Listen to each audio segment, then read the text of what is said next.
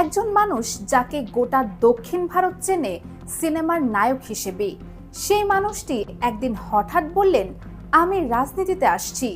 পুরো দেশ হেসে উড়িয়ে দিল।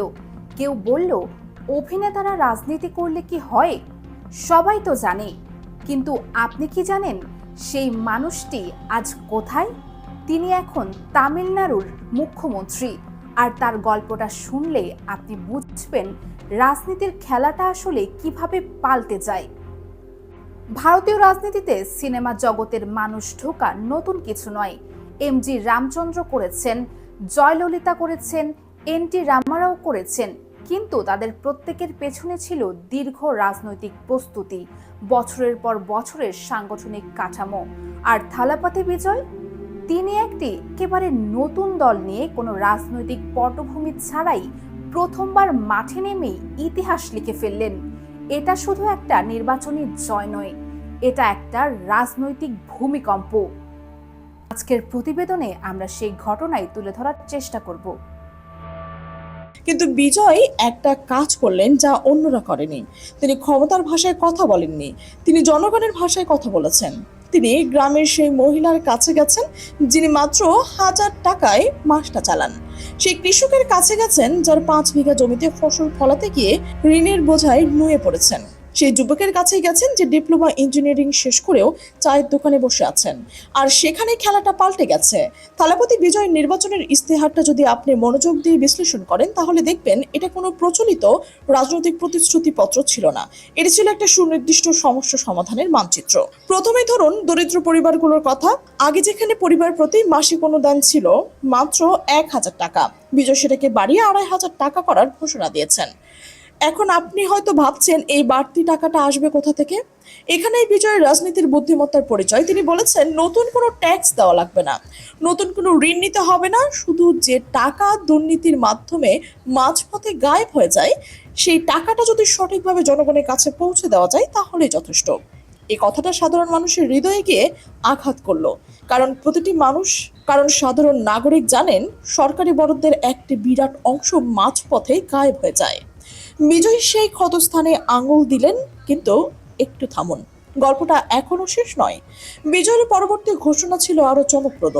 প্রতিটি পরিবারের বছরে 6টি গ্যাস সিলিন্ডার সম্পূর্ণ বিনামূল্যে।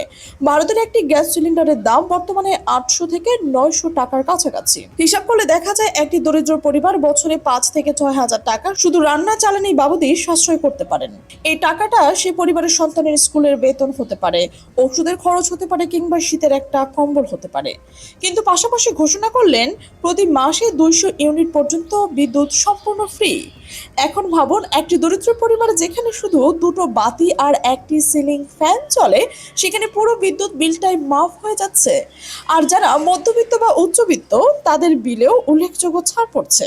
কিন্তু আসল বিস্ফোরণটা হলো শিক্ষাক্ষেত্রে। বিজয় ঘোষণা করলেন তামিলনাড়ুতে গড়ে তোলা হবে একটি পূর্ণাঙ্গ আর্টিফিশিয়াল ইন্টেলিজেন্স বিশ্ববিদ্যালয়। শুধু তাই নয়, এটি সম্পূর্ণ এআই নির্ভর শহর তৈরি করার পরিকল্পনাও তিনি সামনে এনেছেন। এই ঘোষণা শুনে তরুণ প্রজন্ম যেন বিদ্যুৎ স্পৃষ্ট হলেন, কারণ তারা জানেন যে বিশ্ব এখন কোন দিকে এগিয়ে যাচ্ছে। চীন, আমেরিকা, জাপান যেখানে কৃত্রিম বুদ্ধিমত্তায় বিলিয়ন বিলিয়ন ডলার ঢালছে, সেখানে ভারতের একটি রাজ্য যদি এই দৌড়ে সামিল হতে পারেন তাহলে সেটি হবে যুগান্তকারী। তরুণদের পাশাপাশি বিজয় বলেননি সেই মানুষগুলোকে যাদের হাত ছাড়া ভারতের পেট চলে না, কৃষকদের। 5 একরের কম জমি যাদের, সেই সব প্রান্তিক কৃষকদের জন্য তিনি সম্পূর্ণ ঋণ মওকুফের ঘোষণা দিলেন। এখানে একটু গভীরে যাওয়া দরকার। ভারতের কৃষকদের আত্মহত্যার একটি ভয়াবহ সামাজিক সমস্যা। এর পেছনে সবচেয়ে বড় কারণগুলো হলো ঋণের জাল। বীজ কিনতে ঋণ, সার কিনতে ঋণ, কীটনাশক কিনতে ঋণ, ফসল মারা গেলে সেই ঋণ শোধ হয় না। আর তখন শুরু হয় এক অন্ধকার চক্র। বিজয়ের চক্রটা ভাঙতে চাইছেন। 5 একরের কম জমির শর্তটা দিয়ে তিনি দেখিয়েছেন তিনি জানেন আসলে কারা সবচেয়ে বেশি কষ্টে আছেন। আর স্বাস্থ্য খাত, প্রতিটি পরিবারের জন্য 25 লক্ষ টাকার স্বাস্থ্য বীমা। একটি দরিদ্র পরিবার যখন কেউ গুরুতর অসুস্থ হন তখন চিকিৎসার খরচ মেটাতে গিয়ে পুরো পরিবারটা ভেঙে পড়ে। বিজয়ের সেই ঘোষণা সেই ভয়কে দূর করতে চেয়েছে। কিন্তু একটা প্রশ্ন থেকে যায়, এইটা সবচেয়ে বড় প্রশ্ন। যারা বিজয়ের বিরোধী তারা প্রথম দিক থেকে বলছেন এগুলো সব ফাঁকা বলি, এত সুবিধা দিয়ে গেলে রাজ্যের কোষাগার শূন্য হয়ে যাবে। কথাটা যুক্তি আছে, কিন্তু বিজয়ের পক্ষ থেকেও একটা পাল্টা যুক্তি রয়েছে যা সহজে উড়িয়ে দেওয়া যায় না। তামিলনাড়ুতে প্রতি বছর সরকারি বরাদ্দের কত শতাংশ আসে জনগণের কাছে পৌঁছয়? দুর্নীতি, মধ্যস্বত্বভোগী, ভুয়া হিসাব, এসবের কারণে বিপুল অর্থ মাঝপথে হারিয়ে যায়। বিজয়ের দাবি, এই ফুটো বন্ধ করলে নতুন অর্থের দরকার হবে না, যা আছে তাই যথেষ্ট, শুধু সঠিক হাতে পৌঁছতে হবে। এটি কি খুব বেশি আশাবাদী চিন্তা? হয়তো, কিন্তু মানুষ তো আশাতেই বাঁচে।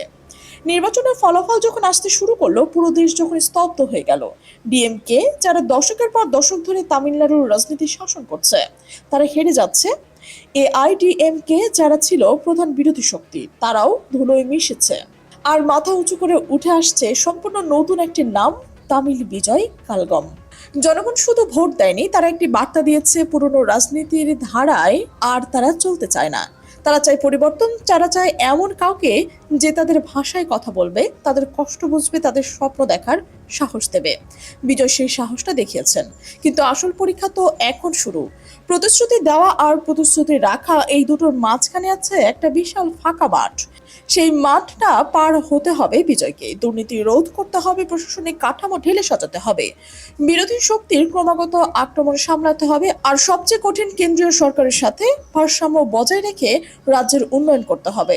ভারতের ইতিহাসে আমরা দেখেছি অনেক জনপ্রিয় নেতারা ক্ষমতায় আসে মানুষকে হতাশ করতে, প্রতিশ্রুতির পাহাড় করতে, কিন্তু বাস্তবায়নের সমতলে নামতে পারেনি। বিজয় কি সেই পথেই হাঁটবেন, নাকি তিনি সত্যি ব্যতিক্রম হবেন? এখনো গল্পটা উন্মুক্ত, উত্তরটা সময় দেবে। এই ঘটনাকে যদি একটু দূর থেকে দেখান তাহলে বুঝবেন এটা শুধু একটি রাজ্যের নির্বাচনী ফলাফল নয়, এটা একটা বৃহত্তর সংকেত। সারা বিশ্বে এখন তরুণ প্রজন্ম পুরনো রাজনীতির ব্যবস্থার উপর থেকে আস্থা হারাচ্ছে।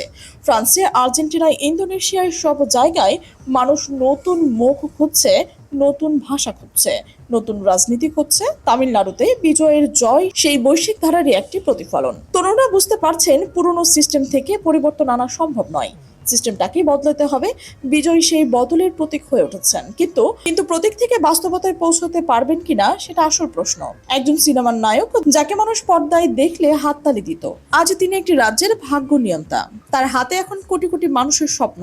প্রতিটি সিদ্ধান্ত, প্রতিটি পদক্ষেপ এখন মাইক্রোস্কোপের নিচে।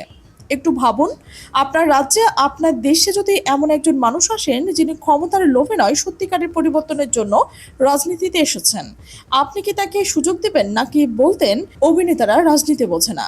থালাপতি বিজয় হয়তো একটি উত্তর দিয়েছেন, কিন্তু আসল প্রশ্নটা এখনো লেখা হয়নি। সেটা লেখা হবে আগামী 5 বছরে, তার প্রতিটি কাজে, প্রতিটি সিদ্ধান্তে।